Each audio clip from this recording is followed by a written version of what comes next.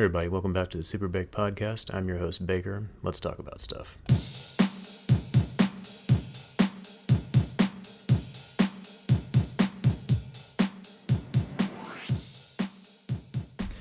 Hey everybody, welcome back to the show. So today I have another video game review that I wanted to do for you. Just beat the game called Ys 8, Lacrimosa of Dana. So this is the first game in the Ys series that I've actually played. It was a series that I had vaguely known about throughout the years, but I'd never played any of the other entries before, and really didn't know anything about the series at all. So I got to play this game for the PlayStation 4. I think it came out in 2016. I think it's also available on the Switch. I don't know if it's on the Xbox or not. But yeah, this is my introduction into the Ys series. I kept seeing a lot of really good reviews for this game, a lot of people praising it, saying that it was, one of the best modern RPGs that they'd played, and so I decided to give it a try. It was on sale on the PlayStation Store, so I checked it out, and this definitely was it's kind of a sleeper hit for me, for sure. It kind of had the same impact on me that I think Tales of Symphonia had back in the day. Tales of Symphonia was kind of the first game that I was introduced to the Tales series, and that was the one that kind of got me interested in that series quite a bit. So now that I've had the chance to play Ys 8, it's definitely been a great game. I actually played through it twice because it has one of my favorite features. It has New Game Plus. So I was able to play through the game, once, and then play through it a second time with all my stats and gear and stuff, and really loved it. I wish more games would incorporate New Game Plus into them. But basically, to discuss the story very briefly, essentially the story follows the main character, Adol Kristen, who I guess is the main character in all the other Ys games, apparently. He's aboard a ship and basically the ship is attacked by a mysterious underwater creature, a kraken-like creature that basically destroys the ship. Adol and all the other people on the ship, including his comrade Dogi, wind up on the island called Saren, I believe is what it's called. And basically from there, the player controls Adol along with a few other party members that join your group, and you basically have to try to find the other survivors of the ship, as well as figure out some of the mysteries that are going on the island. While there, you discover that there's odd creatures there called primordials, which appear to be ancient dinosaur-like creatures, as well as Adol has a connection to the past and to a mysterious girl from the past named Dana, hence the title of the game. And from there, as you slowly uncover more of the island, you also have to figure out Dana's connection to Adol, as well as trying to figure out a way to save everybody and get them off the island. That's basically the story in a nutshell, without going into it in too much detail. So like I said, this was the first game in the Ys series that I've played, and this definitely has won me over. I think because of this game, I might have to check out... I don't know if I'll get Ys 7, but I think I will definitely get Ys 9.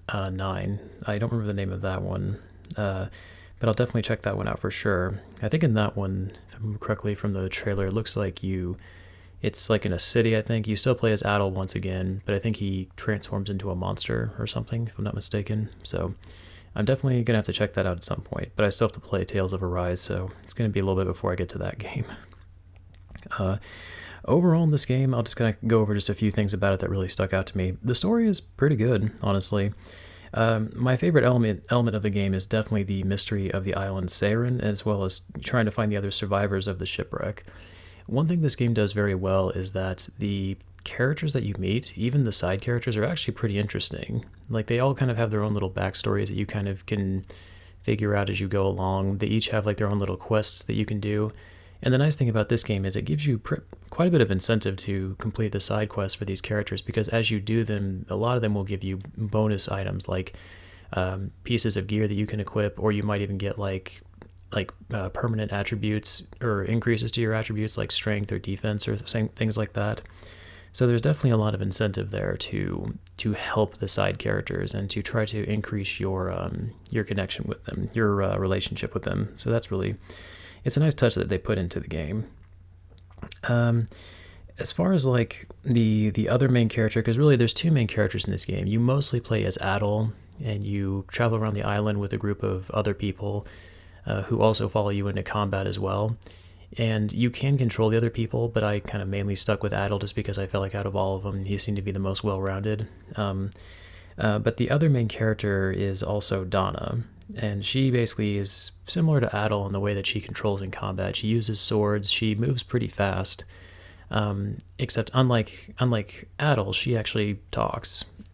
She actually has kind of a personality along with the other members of your group. Adel is really just more or less kind of like a blank slate vessel for you to experience the game through. He's kind of like Link from Legend of Zelda. He doesn't really talk or really have a personality. He's kind of just there for the player to kind of experience the story. But it's not that bad. They do have a voice actor for him, so I thought that was kind of interesting that to have a voice actor for him, but you still can, but you still kind of control his choices, and he doesn't really talk in like cutscenes or anything like that. So I thought that was kind of an interesting design choice. But regardless, I will say though, even though I enjoyed the story overall, I will say that Donna's story, it feels a little disconnected from the rest of the story, in my opinion. Like she kind of feels slapped on, to be honest, and it seems like the writers really just kind of rushed to get her story in there, especially as you got towards the end of the game. Again, not going to spoil the ending of the game for you, but I did think it felt a little bit rushed, and I don't want to say disappointing, but I definitely was it left me wanting more. But I mean, overall, I still enjoyed it immensely. But Donna's portion to me, that was honestly, every time you had to go back and play as her before she really takes a bigger role in the main story, I did kind of feel like it felt like the main part of the game kind of came to a grinding halt. To me, the game was definitely at its most interesting when you were playing as Adel and you were helping the other shipwrecked survivors build up your base of operations and try to find other people on the island. At least for me, I feel like that was probably the best part of the game. That was at least when I was the most invested. Donna's story just feels very separate from that, and the way that they incorporate it doesn't feel as smooth as it could be. I mean, it's not bad. It just, I don't know. It almost kind of feels like two different games that are kind of meshed into one, in my opinion. And then, yeah, I feel like the best elements of this game were definitely when the focus was on Adel and his group. The characters that he's with are way more interesting. Donna's really the only semi-interesting character in her part of the story. And yeah, and her story segments take up so little time in each chapter that they feel pretty brief and just, I don't know, I didn't feel like they carried a whole lot of weight to them, but that's just me though. Another thing I want to talk about was just the characters in the game. And honestly, I found the characters in here to be very endearing, at least in my opinion. Again, I haven't played any other games in the East series, so I can't speak to how they were in past games or, in the latest one, East 9. But the ones in here I liked for sure. Just a few notable ones that I definitely liked was Sahad, the big burly sailor guy that joins your team. He's a great funny character. He's got a lot of great lines in the game too. Also, one thing I like about him that really stuck out was just the fact that his weapon of choice is a giant anchor. I've never seen that in a game before, and that was just such a unique weapon for a character to have in a JRPG. I really liked that a lot. It gave him a lot of personality, and it was definitely fitting considering the fact that he's a fisherman in the game. He's got a lot of great lines in the game too. That's another thing I was going to say about this game is that you can listen to the game with the original Japanese voice actors, but the English voice actors actually do a pretty good job. I like the voice actor for Sahad. I think he's got some pretty good comedic timing. There's a part in the game where I think his character, I think it's just more or less an awkward line read from the voice actor that plays him, but the way he delivers it is great. There's a part where they say like, oh, the world's going to end, and he just kind of goes, ah, shit. And it's just the way he delivers it. It literally made me bust out loud laughing. I can't say too many games have done that, but that really got me. I don't know if they intended for it to be that funny, but damn it was. Another character who I really liked, and I was kind of surprised that a lot of other people have expressed that they don't like her, is Laxia. She's basically the very first person that joins your party in the game. Yeah, she is annoying at first, but I do feel like she does develop as a character, and she does become likable further into the game. You actually do see her kind of go through a character arc in the game where she goes from being kind of a spoiled rich kid to being actually a pretty valuable contributing member of the survivors of the shipwreck. So I think the village that you're in that you build is called Castaway Village, so I think she becomes a pretty valuable member of the group later on. Another character, Dogi, who again apparently is a long-time character in the East series. He's really cool in the story too, as kind of like the take charge, the take charge guy. He kind of seems like he's going to be like a muscle-bound, idiot. in the beginning, but he's actually pretty smart and actually proves to be pretty valuable in the story. I do kind of wish you could have taken him in combat. That was kind of disappointing that he doesn't fight with you, especially since I think from what I understand in other games in the series, I think he does fight with Adol, or fight alongside him, I should say. I also like Rakota's character. Rakota's a young girl that you meet later on in the game, and her character and her backstory is pretty interesting as well. I didn't use her very much in combat, honestly, but I mean, I still liked her story. The other characters that you meet in your party are pretty interesting too, as well as the other characters in Castaway Village. Yeah, like they're all really interesting and great. Like there's this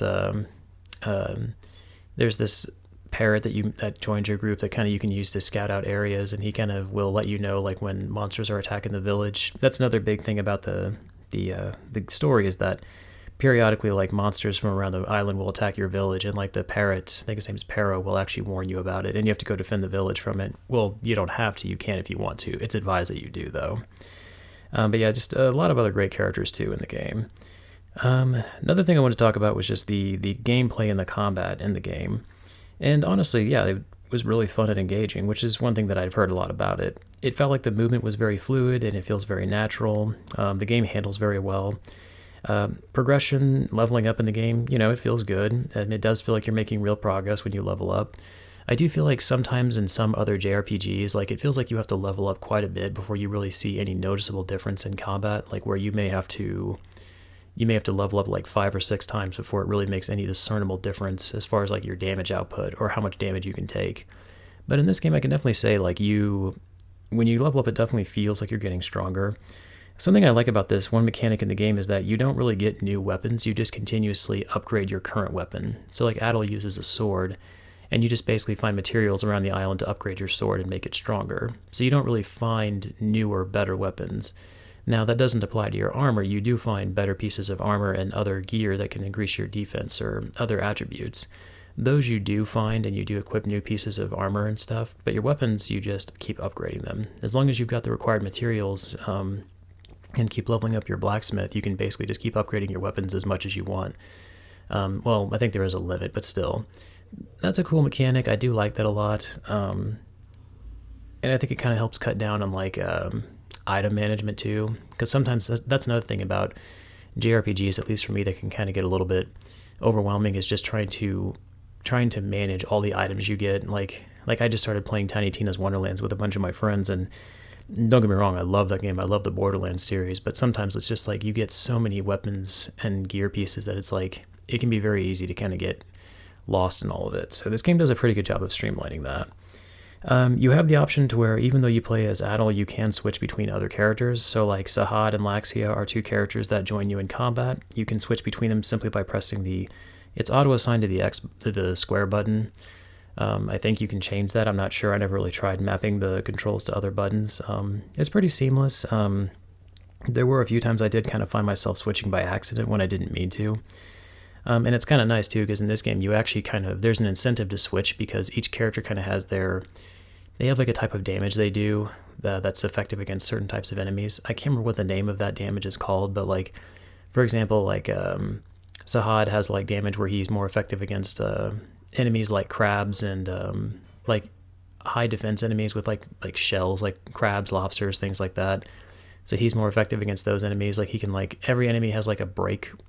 So like when you break that, they basically become vulnerable for a few seconds and you can do more damage. So it's like by learning which characters are more effective against which type of enemy and switching between them, you can utilize that to do more damage against them. So it's really nice. And it's the same thing applies to boss fights too. So that's a cool mechanic.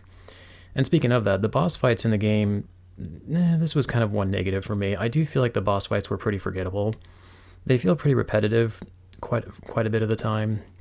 And honestly, the bosses themselves, as far as characters go, there's really not much to them. They're pretty forgettable too.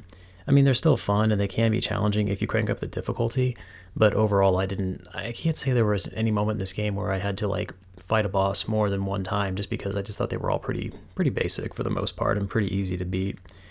And that's another thing too, is the overall difficulty of this game. I mean, overall, this game really is not that challenging. Excuse me. I mean, you can adjust the difficulty. I played it on normal, and I felt like I got through it just fine. I never played it on hard, just because I'm not like a hardcore gamer or anything like that. But I mean, you can adjust it if you want, but I still feel like this game is pretty forgiving for the most part. I kind of interpreted this game as just being more of a more lighthearted JRPG type game. It's really fun. I think it's just more there just to for you to have a good time. So, and even like doing side quests and stuff, there's not a tremendous amount of side quests to do in the game. At least I didn't think there was. So it's like you can kind of get through a lot of it pretty quickly, I think. Now one part of the game that I really loved, and this is something that I've heard it's gotten a lot of praise from people over, and I agree 100%, is the soundtrack. The soundtrack in this game is freaking awesome. Like, I love the different music pieces that accompany certain scenes in the game. One of my favorite music pieces that they play throughout this game is, it's when you first leave Castaway Village and you're walking around in kind of the overworld, like the surrounding area around the village. It's like the music they play there is just so cool. It has such a really awesome, like, that I don't know how to describe it other than just like it has like that. It's like that perfect like 90s anime JRPG like guitar riff theme music. It's so great. I love it so much. Yeah, look up the soundtrack to this game. If you're not going to play it, at least look up the soundtrack. I think you're definitely going to enjoy it for sure. This is one of those rare games where I think I find myself wanting to listen to the soundtrack like just on its own. I found pieces of it like on YouTube and stuff like that, like just songs and stuff from the game, and yeah, I've added them to my playlist. Like it's really good. It's very addicting music.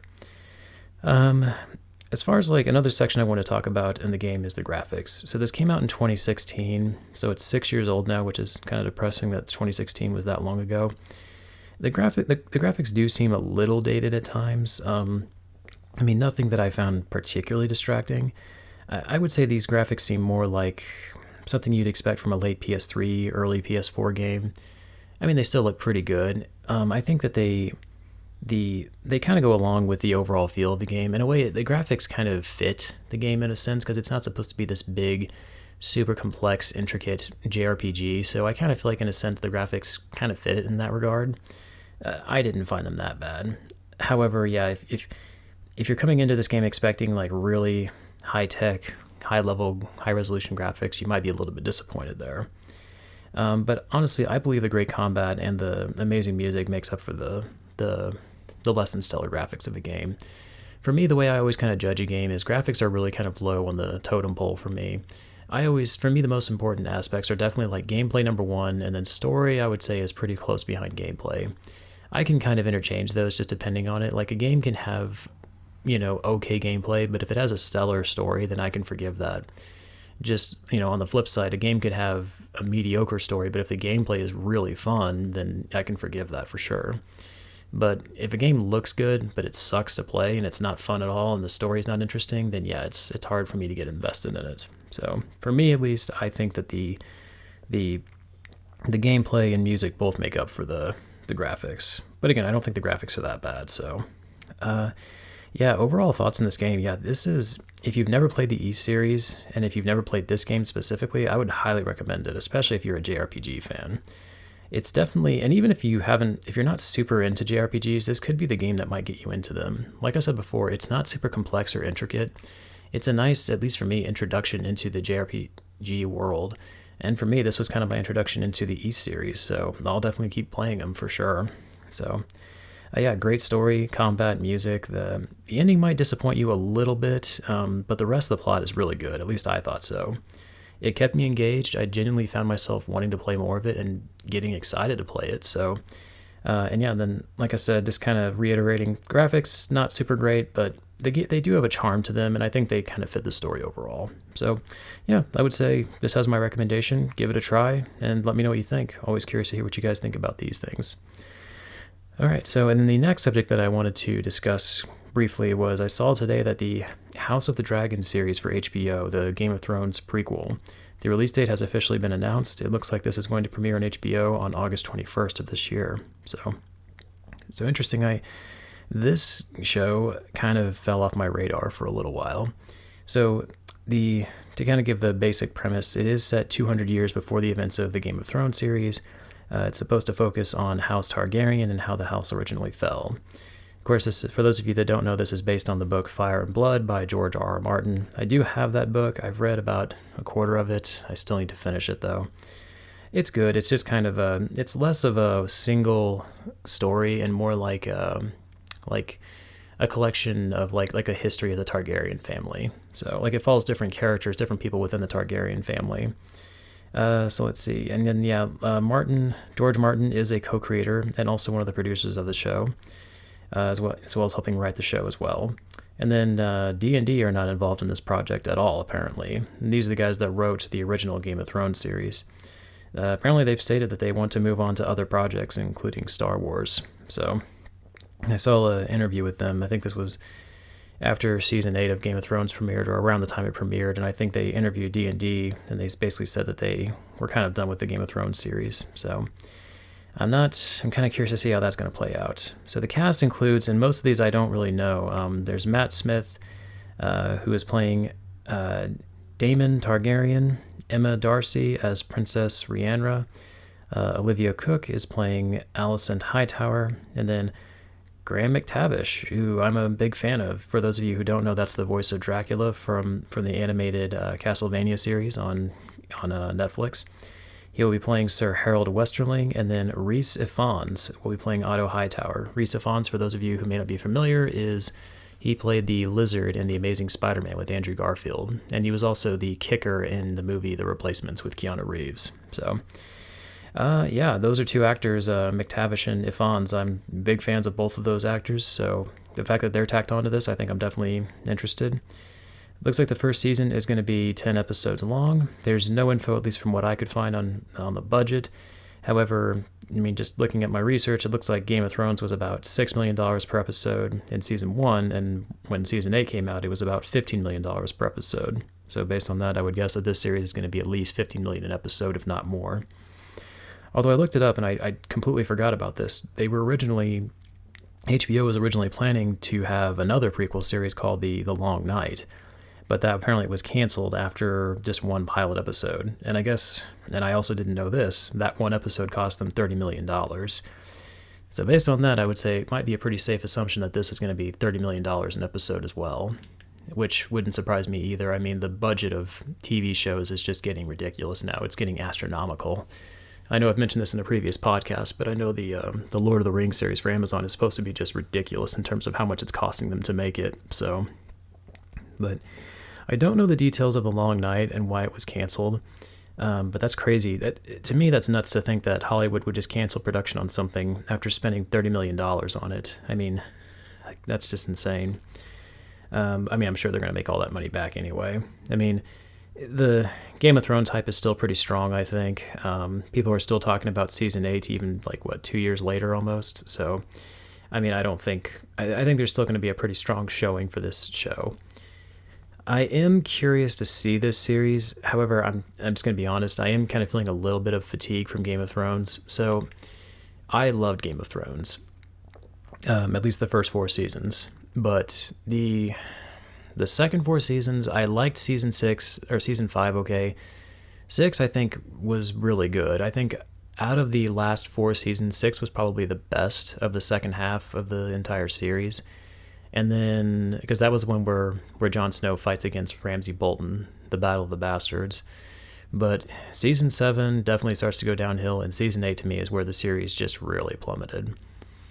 I'm not going to do a review on Season 8, at least not right now. I feel like everything that can be said about that season has been said. But I do feel like it gets a little bit more hate than it deserves. I don't think it's the worst thing in the world to come out. I think the thing is, when you compare it to what came before in the Game of Thrones series, it's definitely there's no comparison. The first 4 seasons of Game of Thrones are just amazing. That's some of the best you'll see in television, in my opinion. But of course, a lot of that is because those actually had the books to work with. And then I think once they got into Season 5, the books, they were pretty much all done with the books. And so I think that they worked off a few manuscripts as well as consulting from Martin. But beyond that, I think once they got into 6 onward, I think for the most part, the showrunners were pretty much just working off of, they had to kind of wing a lot of it.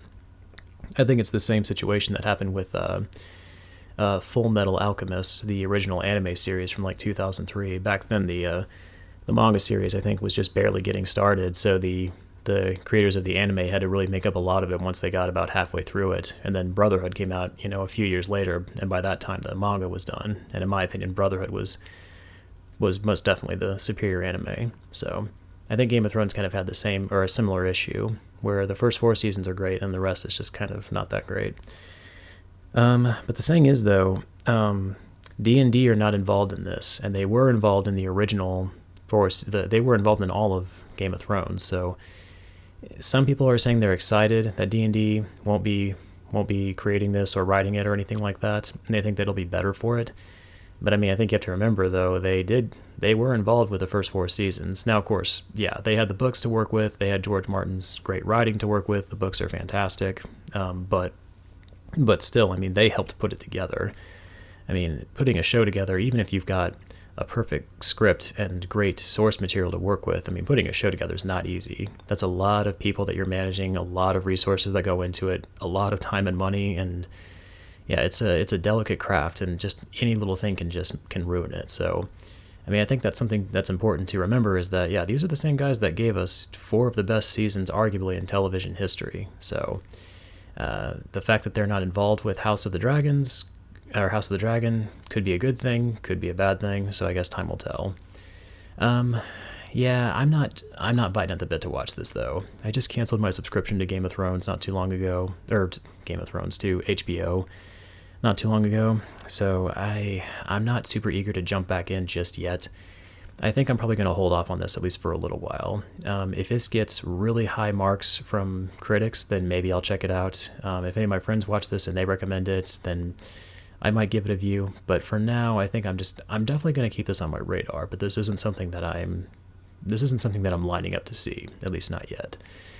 But it's definitely interesting. The prospect of more Game of Thrones lore is definitely interesting. I still need to finish reading Fire and Blood, so maybe I can read that before this comes out and kind of maybe give an opinion on it based on, if I watch it, based on how it compares to the book. So, but yeah, this is definitely something that I'm definitely gonna keep an eye on for sure. Alright guys, that's pretty much all I have to talk about today. Once again, I am on Anchor, Spotify, and YouTube. Please feel free to follow, like, and subscribe, and I'll catch you guys next time. Later.